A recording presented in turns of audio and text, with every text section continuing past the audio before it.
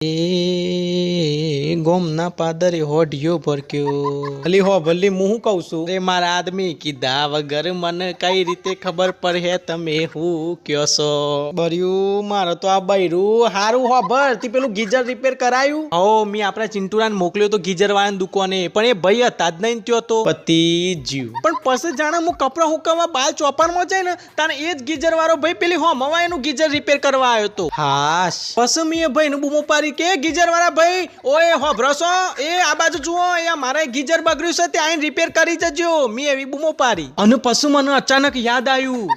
કહો મવાની ઘેર આપણા બે વાટકાન બે ડીશો એ પરીશ એટલે આપણો વાસ અહીં ના ઘેર કઈ રીતે જ્યો હવે એ બધું તો માને જોવાની તો અમે બધો બૈરો વાટકી વ્યવહાર કરતો ને એટલે આ બધું ચાલ્યા કરે એની 4 ડીશો ને 3 વાટક્યો આપણા ઘેર પરીશ એ યાર આ બૈરું એટલે પછી એ ભાઈ આવ્યો કે નહીં હા એટલે